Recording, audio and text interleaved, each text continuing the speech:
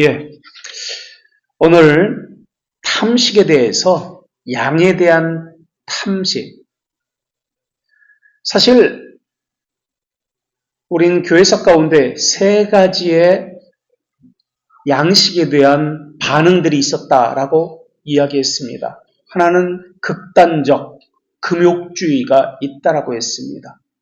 오늘 해야 하는 것은 극단적 이 반대, 금욕주의의 반대인 방탕주의입니다. 방탕하는 거, 방탕주의. 극단적 방탕주의 가운데 첫 번째가 양에 대한 탐식, 그리고 두 번째가 맛에 대한 탐식입니다. 지금 우리는 양식에 대해서 이야기하고 있지만 먹는 것만 가지고 이야기하는 것이 아닙니다. 우리 인간에 필요한 모든 것들을 가지고 양식이라는 제휴적 표현을 통해서 이야기하고 있습니다. 그래서 양식은 결혼이 될 수도 있고 직업이 될 수도 있고 소유와 관련된 모든 것들, 눈에 보이는 것들과 눈에 보이지 않는 우리에게 필요한 모든 것들을 양식이라는 단어로 표현하고 있습니다. 자, 배고픔, 소유를 하고자 하는 것, 이것은 잘못된 것이 아닙니다. 우리 존재에 있어서 필요한 것들입니다. 그리고 이것은 하나님이 주신 은혜입니다. 맛에 대한 것도 마찬가지입니다. 하나님의 은혜입니다. 배고픔을 느끼는 것, 맛을 느끼는 것, 이것은 나쁜 것이 아닙니다. 오히려 건강하다는 증거입니다. 하나님을 찬양하게 되고 하나님이 주신 것에 대해서 누리고 기뻐하고 즐거워하는 안식의 개념이 배고픔을 느끼는 것, 맛을 즐기는 것, 이게 안식의 개념입니다. 우리가 병이 들면은 아무리 좋은 것을 준다 할지라도 먹기 싫습니다. 입맛이 없다고 이야기해요. 돈이 중립적인 것처럼, 물질이 중립적인 것처럼 이것을 어떻게 사용하느냐에 따라서 이것은 선이 되기도 하고 악이 되기도 합니다. 먹는 것도 마찬가지예요. 소유도 마찬가지예요. 탐식이라고 말을 하는 것은 음식을 탐한다는 뜻인데 이것은 죄로 이미 들어섰다는 의미입니다. 단테가 쓴 신곡 지옥편에 보면은 탐식의 죄에 대한 묘사가 나옵니다. 거기에는 아무리 먹어도 만족을 모르는 머리가 셋이 달린 괴물이 살고 있습니다. 지옥에 케르베로스라는 괴물입니다. 이 괴물은 만족을 모릅니다. 그래서 죽어서 온 지옥에 온 영혼들의 피부를 찢어서 살을 뜯어먹고 사는 괴물입니다. 또 천사들은 이런 말을 하는데 은총의 빛을 받은 자들이여 그들에게 복이 내리리니 식욕이 저들의 가슴에 과도한 욕망을 내리지 않고 언제나 의로운 일에 굶주리게 되기 때문이다 라고 이야기합니다. 그러니까 이 탐식은 음식 자체, 어떤 물건, 소유, 이것에 관심을 갖고 이것을 계속해서 먹고 마시고 죄로 향하도록 만들고 있는데 의인들은 이것이 아니라 식욕에 과도한 욕망을 내리지 않고 의로운 일에 굶주리게 한다라고 이야기합니다. 의로운 일에 굶주리는 것.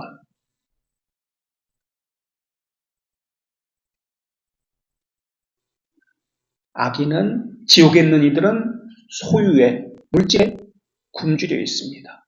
물질적인 양식에 굶주려 있습니다. 그래서 그것을 탐합니다. 그러나 의인은 그것에 탐하는 것이 아니라 의로움에 굶주려 있습니다. 참된 배고픔, 소유에 대한 것, 이것에 대한 은혜를 잃어버린 자들에게 주신 형벌이 지옥에서 받는 형벌입니다. 왜 이렇게 탐식할까? 왜 소유에 대해서 목말라 할까? 왜 의에 대해서는 목말라지 않을까? 그것은 미래에 대한 불안 때문에 그렇습니다. 탈북자들 이야기를 들어보면 탈북해서 처음에 국정원 가가지고 식사를 할 때 엄청난 양들을 다 먹지도 못해요. 근데 음식을 막 퍼담는데요. 먹지도 못하는 것들을. 왜냐하면 불안하기 때문에. 언제 또 이런 것을 먹어볼까? 지금까지 먹어보지 못한 것들 때문에 그냥 무조건 막 담는데요. 앞으로도 먹어볼 수 없다는 생각 때문에. 그래서 욕심을 낸다는 거예요. 미래에 대한 불안 때문에 그렇다고 이야기합니다. 내일도 먹을 수 있다는, 계속해서 매일매일 먹게 되면은 다시는 그러지 않는다고 해요. 자기가 먹을 만큼만 적당량을 담는다고 그래요. 탐식 역시, 소유욕 역시 미래에 대한 불안 때문에 생기는 겁니다. 이것은 다시 말하면 우리는 일용할 양식을 이야기할 때 하나님을 의존하는 삶을 살아야 합니다. 신뢰하는 삶을 살아야 합니다. 이것과 연결되어서 일용할 양식을 이야기하고 있습니다. 다시 말하면 탐식은 하나님을 의존하며 살지 못하는 태도 때문에 이것이 나옵니다. 심리적으로 공허합니다. 위로를 받고 싶습니다. 그래서 음식으로 또는 소유로, 양식으로 공허함을 채우게 됩니다. 이런 것을 정욕이라고 이야기합니다. 정욕은 자기를 주인 삼는 욕망의 총체를 이야기해야 합니다. 그래서 하나님만을 주인 삼아야 되는데 자기를 주인 삼습니다. 이게 탐식의 정체입니다. 그래서 양으로 많은 양을 먹는 것, 많은 양을 소유하는 것으로 나타나기도 하고, 두 번째는 맛에 대한 탐식으로 나타나기도 합니다. 우리는 양에 대한 것만 가지고 문제 삼습니다. 이것은 잘못됐다라고 이야기합니다. 그런데 어쩌면 맛에 대한 것이 더 문제될 수 있습니다. 왜냐하면 자기를 속이기 때문에. 전도서 6장 7절에 보면은 전도서 6장 7절 사람의 수고는 다 자기의 입을 위함이나 그 식욕을 채울 수 없느니라 라고 이야기합니다. 그래서 어떤 중세 신학자는 이런 이야기를 합니다. 그들의 텅 빈 영혼을 가진 그들의 예배당은 부엌이고 그들의 성직자는 요리사고 그들의 제단은 식탁이고 그들의 신은 배다. 이렇게 이야기했습니다. 그들의 신은 배다. TV 예능 방송에 보면은 항상 식탁, 요리사, 부엌이 등장합니다. 먹는 즐거움, 욕망을 계속해서 부추기고 있습니다. 그런데 오늘날 방송을 트렌드를 보면은 양으로 승부하는 것이 아니라 맛으로 승부합니다. 탐식을 은근히 부추기고 있습니다. 그것이 선이라고 좋은 것이라고 인식하게 만들고 있습니다. 그래서 TV를 보면은 한쪽 TV 방송에서는 이것을 음식을 만들고 이것이 좋다라는 것을 선전합니다. 그러면 그 동시간대에 다른 쇼핑 방송, 다른 채널을 보면은 그 음식과 관련된 것들을 판매합니다. 한쪽에서는 뭐가 좋다, 우리 몸에 뭐가 좋다, 의사가 강의를 합니다. 동시간대 다른 쇼핑 방송에서는 그 의사가 만든 재료를 가지고 먹거리를 팝니다. 예를 들어서 의사가 우리 몸에는 블루베리가 좋습니다. 그러면 그 의학 시간에 그렇게 이야기를 해요. 아침마당이나 무슨 시간에 나와가지고 이야기해요. 그럼 바로 옆에 채널에서는 블루베리 잼을 팔고 블루베리 빵을 팔고 블루베리 주스를 팔고 이 채널별로 무슨 채널 쇼핑 방송에 동시에 합니다. 그러면서 사람을 유혹해서 자극하게 만들고 있습니다. 안목의 정욕, 탐식이 만나게 해서 소비를 부추기는 문화입니다. 이런 문화가 과연 정상적인가? 생각을 한번 해봐야 됩니다. 그러니까 탐식은 탐식으로만 끝나는 것이 아니라 다른 죄, 다른 욕망과 함께 다니고 있습니다. 모든 죄가 그렇습니다.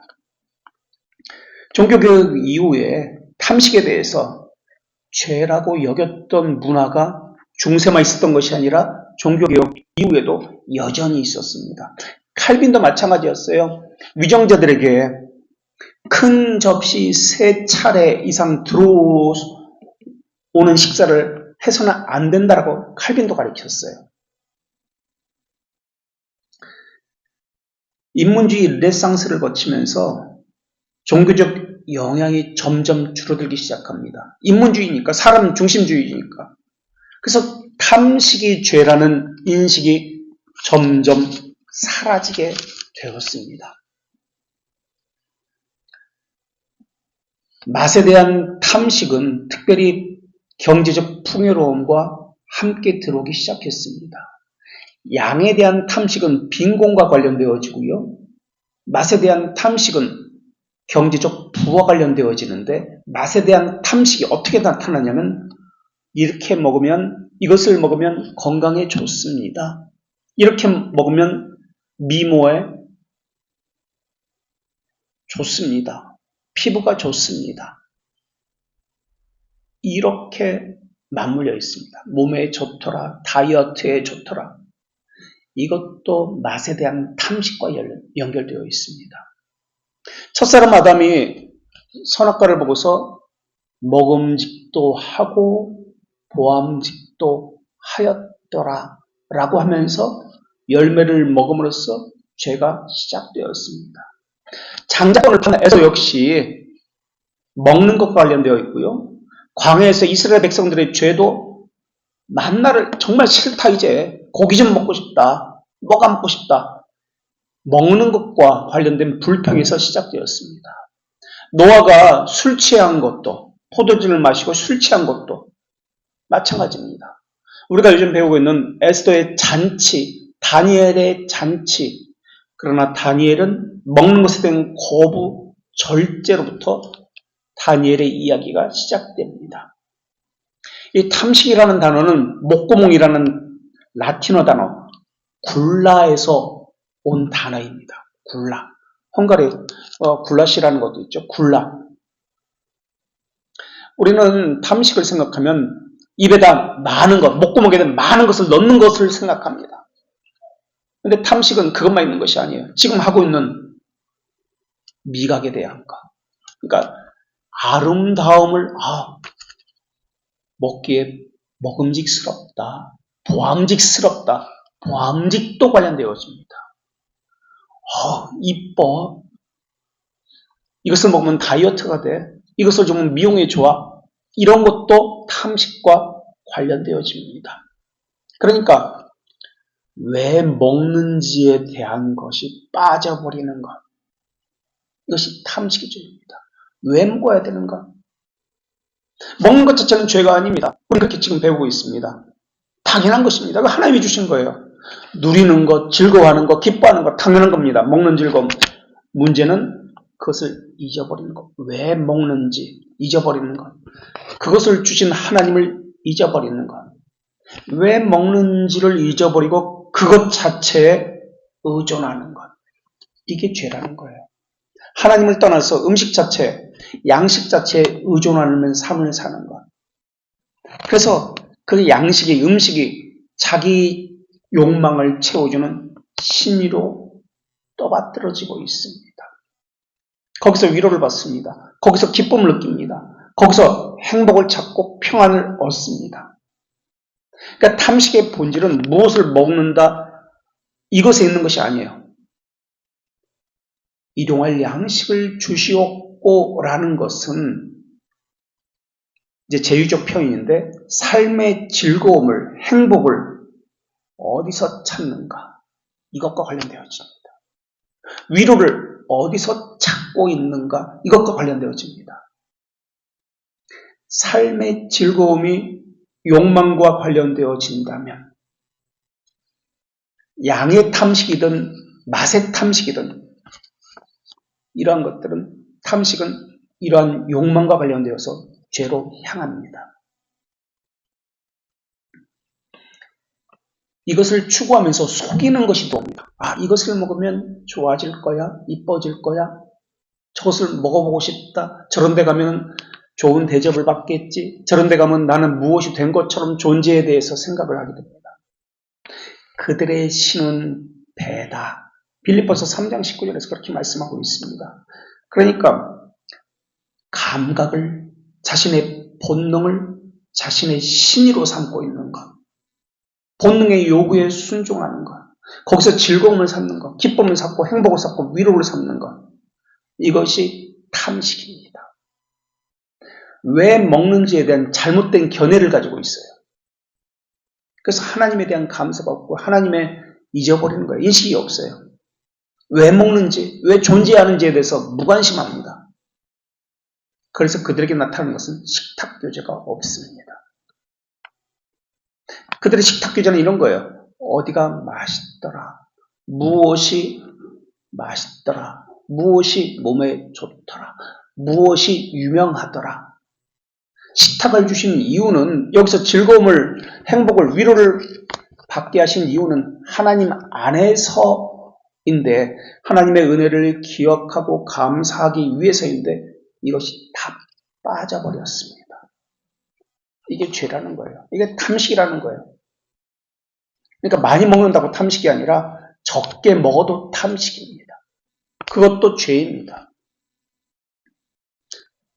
성경에 보면은, 신구약 성경에 보면 먹는 것은 항상, 성경적인 먹는 것은 항상 나눔, 돌봄, 은혜의 교제와 연결되어 있습니다. 항상 그렇습니다. 예수님의 오병이어 사건, 가나의 혼인잔치 사건, 비천한 자와 세리와 죄인들과 함께 먹는 것, 초대교회의 성찬 모두 나눔과 관련되어 있습니다. 은혜를 나누는 것. 그러나 사탄은 예수님에게 이 돌을 떡이 되게 만들라라고 시험을 합니다. 양식이 되게 만들라라고 합니다. 여기는 소유, 물질만 가지고 이야기합니다. 그것에 왜 먹어야 되는지, 이것에 대한 왜가 빠져버립니다. 그러니까 성경에서 말하는 먹는 것은 나눔과 관련되어 있습니다.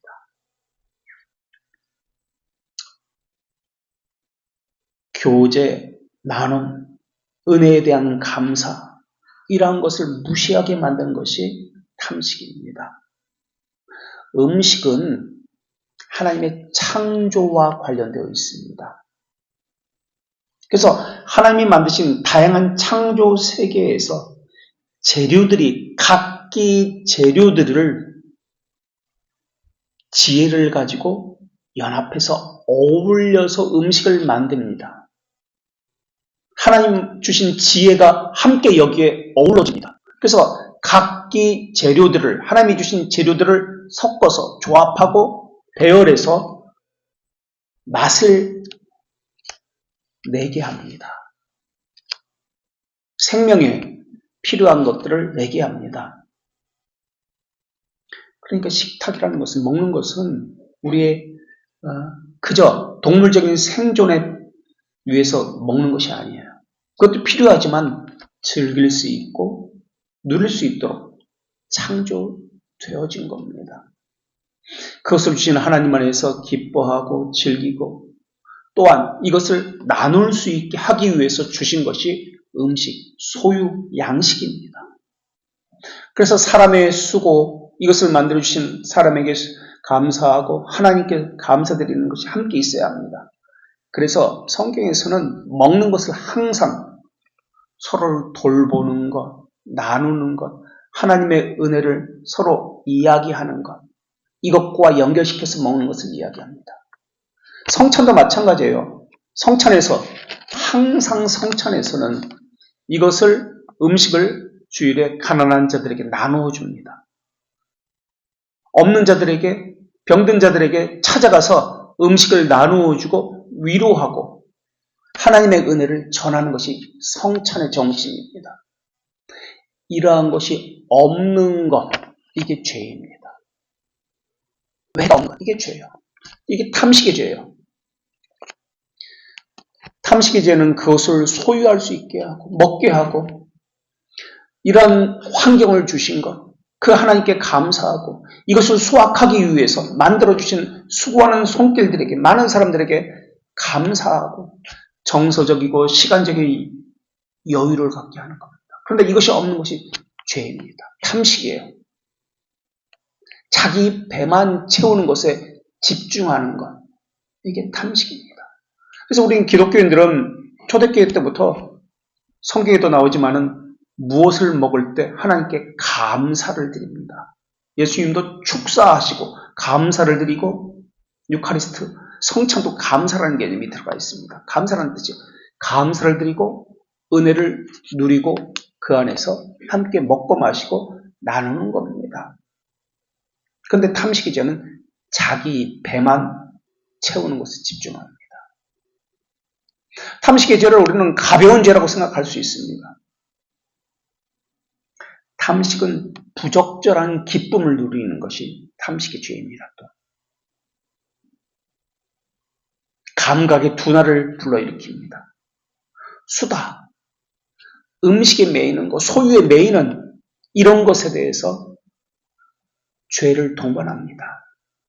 배불리 먹고 마셨다는 것, 내가 여기서 위로를 받고 기쁨을 느꼈다는 것, 그래서 말과 행동이 저속해지고 불경한 말을 하고 불경한 생각을 하고 더러운 악을 낳습니다. 하나님을 잊어버리는 죄를 낳습니다. 그래서 이 죄는, 탐식의 죄는 처음에는 육적인 죄로 시작했다가 결국 영적인 죄로 나아갑니다. 자기 배를 섬기는 사람들은 다른 사람을 살피지 않습니다.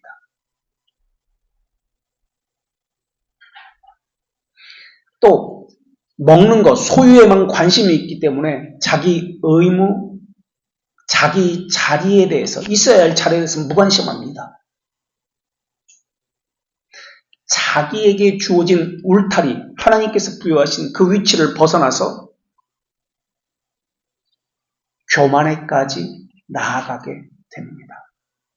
질서를 깨뜨립니다. 죄 중에서 가장 큰 죄가 교만의 죄인데 모든 죄는 교만을 향하여 나아갑니다. 양에 대한 탐식도 맛에 대한 탐식도 마찬가지로 교만을 향해 나아갑니다. 교부 바실리우스는 초대교회 때 바실리우스에 대해서 배웠는데 음식을 삼킴으로 미각은 언제나 탐식을 꾀하고 걷잡을 수 없는 쾌락으로 몰아간다라고 이야기했습니다. 그러니까 조심해야 되는 거예요. 미각이 걷잡을 수 없는 쾌락으로 나를 이끌고 가는지 교만으로 이끌고 가는지 이것을 조심해 살피라라고 이야기한 겁니다. 맛에 대한 탐식 중에 어떤 사람이 이런 사람도 있습니다. 까다로운 식습관을 가진 사람. 우리는 이것을 탐시라고 생각하지 않는데 이것도 탐식입니다. 이 그레고리오스가 이야기한 겁니다. 초대교회. 이렇게 따지는 이면에는 날씬한 아름다운 성적인 매력, 문화가 요구하는 사회적 현상, 몸 치장, 외모 지상주의, 상업주의가 그 안에 모두 섞여 있기 때문에 그렇습니다.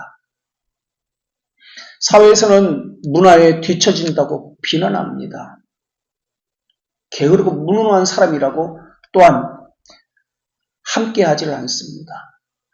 우리가 고시원에서 고시 준비하는 사람들을 생각해 봅시다. 고3들 생각해 봅시다. 고시원에서 공부하는 사람들, 고3들이 화장하고, 고3은 화장은 안 하는구나. 고시원에서 공부하는 사람들이 매일 화장하고 옷에 관심이 있습니까? 어떤 옷을 입을까? 매일 신경 쓰고 그렇습니까? 안 그렇거든요.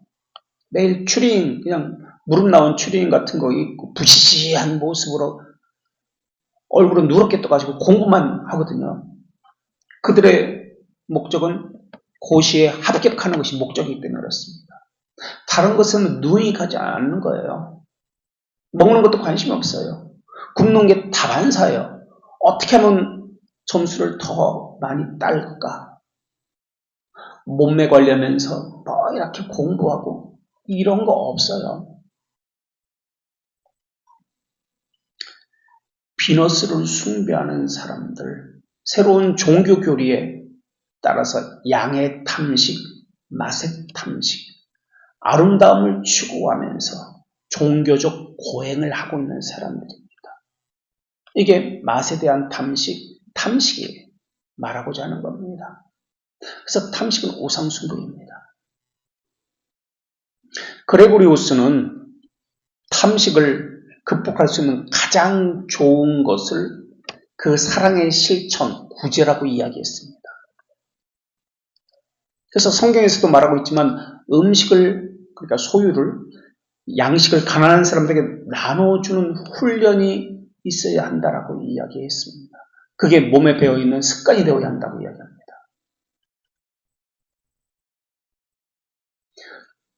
내 입에 들어올 양식은, 내 손에 쥐어질 소유는 사실은 가난한 사람들 입에 들어갈 양식이었습니다. 사실은 가난한 사람 손에도 쥐어질 양식이었습니다. 이것을 인식하고 살아야 한다고 이야기했습니다.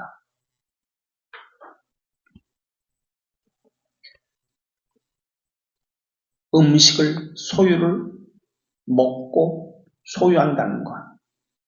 그것은 하나님께서 내게 주셨다는 것에 대해서 감사하는 것은 물론이고, 지금 우리가 우리라는 것을 또한 배우고 있습니다. 오늘 우리에게 일용할 양식을 주시고, 우리라는 이 개념, 가난한 사람들, 필요를 하는 사람들을 살피는 것, 나눔을 목적으로 해야 하는 것이다.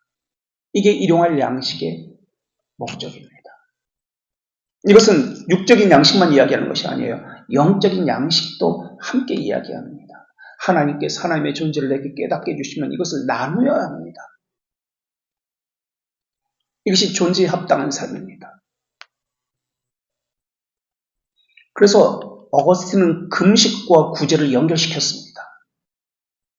자기가 먹을 것, 자기가 소유할 것, 다른 사람들과 나누어야 한다 라고 이야기합니다.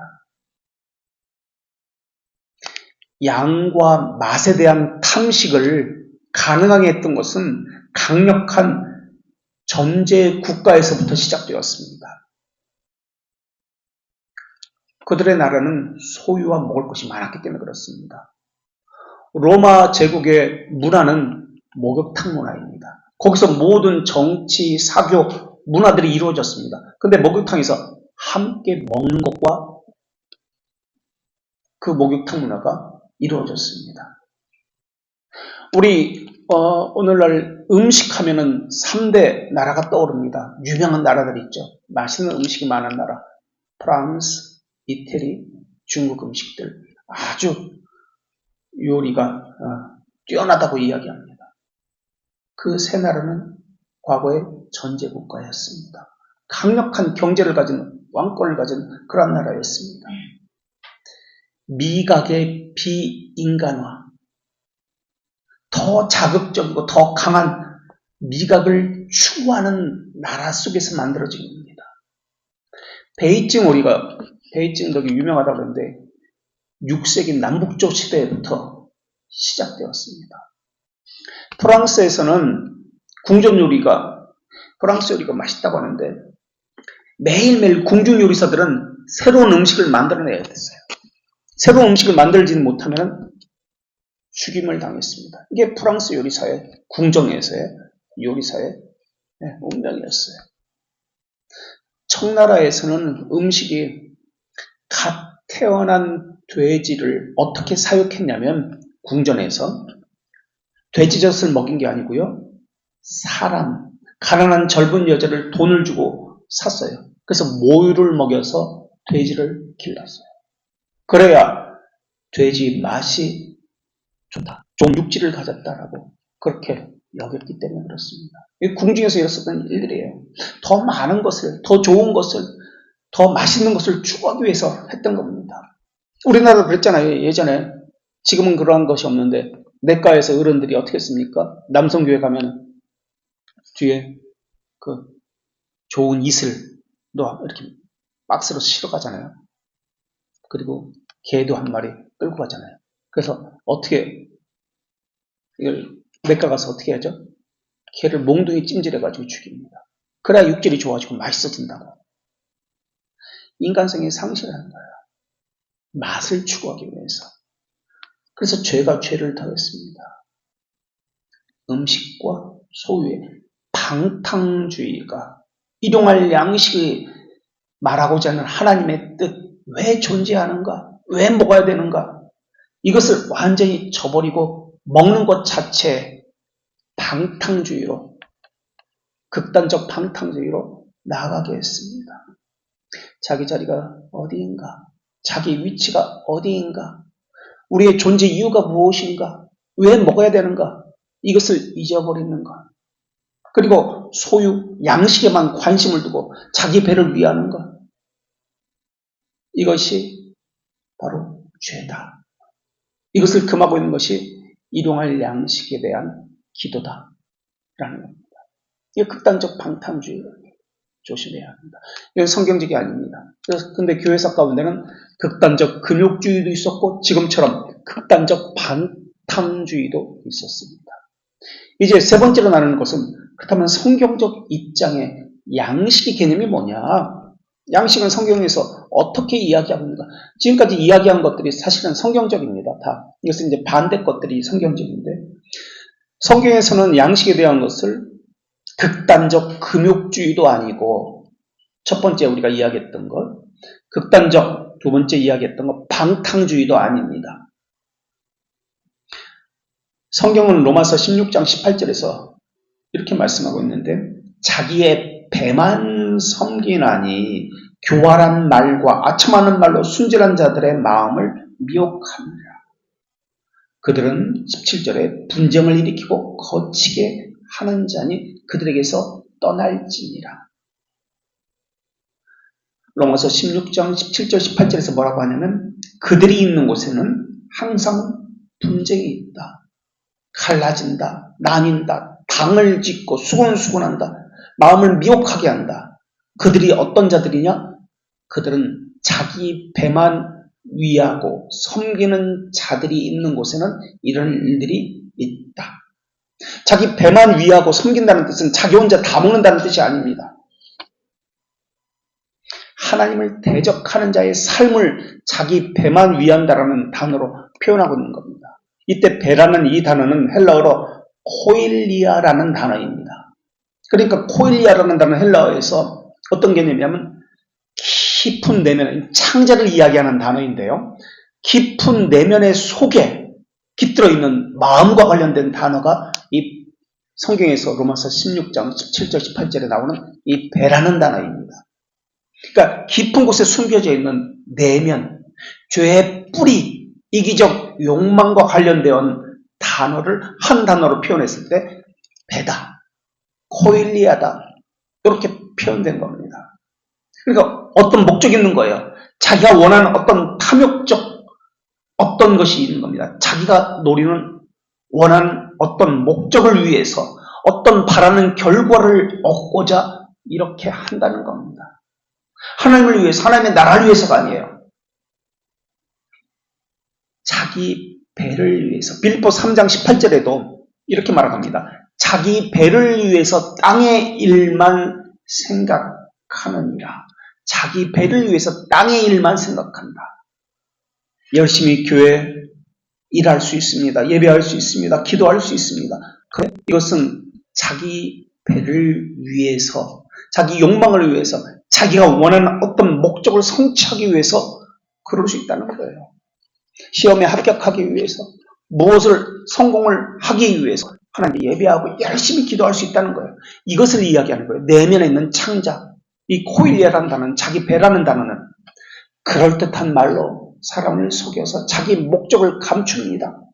그래서 사람에게 접근해서 미혹합니다. 자기가 원하는 목적대로 이것을 이끌어가기 위해서 이 사람들을 목사가 그럴 수 있습니다. 교회도 그럴 수 있습니다. 그런 이들의 특징은 분쟁을 일으킵니다. 진리를 거스릅니다. 성도와 성도 사이에 분쟁을 일으킵니다. 불일치를 조작합니다. 성도와 교인들 사이에 의심과 불일치를 조장하고 이간질하고 불화를 만듭니다. 끊임없이 분리를 조장합니다. 이게 지금 성경에서 빌립보 3장 18절에서 말하는 자기배, 로마서 16장 17절 18절에서 말하는 자기배라는 이런 개념입니다.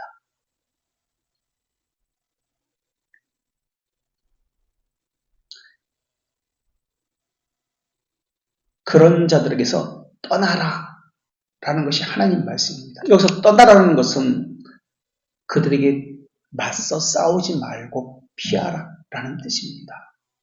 그 본문을 로마서 16장 17절 18절을 제가 다시 한번 읽어드리겠습니다. 로마서 16장 17절과 18절 자기 배라고 이야기하는 그 본문. 형제들아 내가 너희를 권하노니 너희가 배운 교훈을 거슬려 분쟁을 일으키거나 거치게 하는 자, 분쟁을 일으키거나 거치게 하는 자들을 살피라. 그들에게서 떠나라. 이제 18절에 나옵니다. 이 같은 자들은 우리 주 예수 그리스도를 섬기지 않냐고 다만 자기들의 배만 섬기는 자들은 이렇게 한다는 거예요. 거치게 하고 분쟁을 일으키고 자기들의 배만 섬기나니 이들은 무기가 있습니다. 교활한 말과 아첨하는 말로 순전한 자들의 마음을 미혹하느니라. 이 사람들은 자기들의 목적이 있습니다. 이것을 위해서 왜곡하고 사람들의 눈을 다른 곳으로 돌려서 가리고 미혹합니다. 자기 배만 위한 자들입니다. 복음의 순결성, 단순성을 부정합니다. 불순종을 조작합니다. 이것이 배만 위하는 자들의 특징이다 라고 이야기합니다. 하나님은 성경을 통해서 음식을 감사함으로 받아라, 누려라, 그리고 이것을 나눠라 라고 말씀하고 있습니다. 즐거움 자체를 정죄하는 것이 아닙니다. 즐거움에 대해서 하나님께서 주신 것이기 때문에 즐겨라, 감사하라. 이 말의 의미는 맛에 대한 것도 양에 대한 것도 하나님께서는 어느 정도 허용했다는 겁니다. 그러나 맛을 즐기는 것, 이것은 하나님 안에서 왜 먹는지를 늘 잊지 말아라. 존재 이유를 늘 잊지 말아라. 하나님께서 그 백성들에게 은혜를 베풀 때 성경은 항상 이런 표현을 씁니다. 이사야 25장 6절에서도 마찬가지고 하나님께서 그 백성들에게 은혜를 베푸실 때 기름진 것으로 너희들에게 베푸노니 오래 저장된 포도주로 베푸노니 이렇게 표현합니다. 잔치를 베푸는 것. 그 백성들에게 은혜를 베풀 때 먹이고 좋은 포도주로 마시우니라 라고 이야기합니다. 예수님도 먹기를 탐하는 자다라는 별명을 얻게 되었습니다. 칼빈도 기독교 강요에서 왜 하나님께서 이 양식은 음식, 소유 이런 것들이 다 포함된다고 말씀드렸습니다. 이 양식을 주셨는지 생각하는 삶을 살라라고 이야기합니다. 우리가 살아가기에 꼭 필요한 것들입니다. 동시에 하나님께서 그것을 즐거워하라고 기쁨을 하나님 안에서 얻게 하기 위해서 주신 것들입니다. 그것의 용도를 알고 그것의 가치를 알고 그것을 주신 분과 그것을 주신 그분의 의도를 알고 사용하라고 주신 겁니다. 우리 개혁신앙은 극단적 금욕주의를 배격합니다. 또 우리 개혁신앙은 극단적 방탕주의를 배격합니다. 하나님께서는 우리에게 그것을 우리의 필요를 위해서 주시기도 하시지만 그것을 누리기 위해서 그것을 기뻐하고 그것을 우리에게 주시기도 합니다. 여기에는 이 양식에는 우리의 문화도 포함되어 있습니다. 우리가 지금까지 배운 대로 양식이라는 이 개념이 말하고 있는 것은 직업, 가정, 결혼 지식일 수도 있고, 뭐 자동차일 수도 있고, 핸드폰일 수도 있고, 아니면 커피일 수도 있고, 필요한 모든 것을 이야기합니다. 예술, 음악, 미술, 누리는 이러한 것들일 수도 있습니다. 영화일 수도 있습니다. 기호식품일 수도 있습니다. 여행일 수도 있습니다. 많은 것들이 이 양식에 해당됩니다. 인품, 좋은 성격, 이것도 양식에 해당됩니다. 누리고 즐기는 것은 죄가 아닙니다. 그래서 많이 즐기고 많이 누려야 합니다. 젊었을 때 공부도 많이 해야 되고요. 여행도 많이 다녀야 합니다. 저는 그런 거 찬성합니다. 여행 많이 다니는 거, 특별히 해외여행 되고. 저는 이것을 개혁신앙이라고 생각합니다. 이게 성경적 양식에 대한 관점입니다. 그러나 누리고 즐기는 데 있어서 이것은 좋은 것인데 죄로 방종으로 넘어가서는 안 된다. 이것이 개혁신앙입니다. 우리는 성도의 자유를 배웠습니다. 자유를 배우면서 뭐라고 말씀드렸죠? 자유라는 단어, 성도의 자유, 그리스도인의 자유를 배우면서 자유는 풀이가 아니다. 풀이는 자기 마음대로 하는 것을 풀이라고 이야기합니다. 우리는 자유를, 그리스도인의 자유를 풀이가 아니라 뭐라고 배웠죠? 뉴욕의 리버티. 뉴욕의 자유의 여신상, 눈 가리고 있는 여자, 이렇게 천칭 들고 있는 여자. 그건 풀이가 아니라 리버티다. 왜 리버티? 자유를 이야기합니까? 의무와 책임이 있는 자유입니다. 풀이는 방종의 자유, 뭐든지 할 수 있다는 자유입니다. 그러나 이 풀이는 자기 의무를 버리고 자기가 그냥 하고 싶으면 하고 말고 싶으면 말고 자기 위치, 자기 질서 다 벗어나서 질서를 깨트리는 자유, 덕과 예를 무시하는 자유, 이건 방종의 자유입니다. 그러나 그리스도인의 자유는 그런 방종의 자유가 아닙니다. 겸손하고 자기를 부인하고 의무를, 책임을 다하는 리버티의 자유입니다. 개혁신앙은 하나가 다른 하나와 연결되어지지 모순을 일으키거나 충돌되지 않습니다. 그래서 하나가 풀리면 다른 것이 풀립니다. 하나가 막히면 다른 것도 막힙니다. 모든 것이 막혀요. 혼란, 이것은 개혁신앙 아닙니다. 진리는 충돌되지 않습니다. 왜 내 안에서 충돌되는 것이 있습니까? 거기에는 교리에 대한 무지가 있기 때문에 그렇습니다. 자기 스스로 내어주는 자유, 자기 스스로 포기하는 자유, 이것이 자발적이고 기뻐하는 자유입니다. 하나님이 주신 양식을 즐거워하는 것, 누리는 것, 이것은 죄가 아닙니다. 기독교 강요에서는 이것을 이렇게 표현합니다. 그러나 다른 한편으로는 육체의 정욕을 경계하는 일에 소홀히 해서는 안 된다. 육체의 정욕의 질서를 바로 잡아두지 않으면 모든 질서를 깨트리고 자유를 가장해서 어떤 것도 모든 것을 허용하면서 사람들의 지지를 받게 될 것이다. 이렇게 이야기합니다. 일용할 양식에 대해서. 즐기되 거기서 기쁨을 느끼되 육체의 정욕을 경계하는 일을 소홀히 해서는 안 된다. 육체의 정욕의 질서를 바로 잡아두어야 한다. 그렇지 않으면 모든 질서를 깨트리고 자유라는 것을 가장해서 자기에게 허용된 울타리를 넘어서 질서를 넘어서 자기에게 주어진 위치를 넘어서 사람들을 미혹해서 사람들을 끌고 사람들의 지지를 요구하게 될 것이다. 이게 기독교 강요의 이야기입니다. 우리는 음식의 맛, 음식의 먹는 것, 물건의 소유, 즐거움을 즐길 자유가 있습니다. 그러나 그 자유를 방종의 자유로 삼아서 죄를 짓게 해서는 안 됩니다. 연애를 해야 합니다. 그런데 그래야 사람을 알 수 있잖아요. 헌데 연애가 죄가 되지 않도록 개혁신앙에서는 연애를 반대하지 않습니다. 그러나 연애가 죄가 되지 않도록 빨리 결혼하는 것이 개혁신앙입니다. 죄를 향해서 나아가지 않도록 해야 합니다. 개혁신앙은 균형 잡힌 어느 한쪽으로 치우친 금욕도 방종도 아닌 신앙을 이야기해야 합니다. 그래서 우리는 처음 시작을 하나님의 측면과 사람의 측면, 이것을 함께 이야기해야 한다고 이야기했습니다. 둘 중에 모순되면 하나님의 측면이 우선되어진다고 이야기했습니다. 주 안에서 누리고 즐기되 자기 스스로를 포기하고 순종에 내어주는 신앙, 질서를 지키고 예를 다하고 덕을 세우고 하나께 되는 신앙이 개혁신앙입니다. 우리의 몸, 우리가 추구하는 목적, 이기적 목적과 이기심이 하나님께서 주신 사명, 하나님의 나라, 하나님의 뜻보다는 우선시 되어서는 안 됩니다.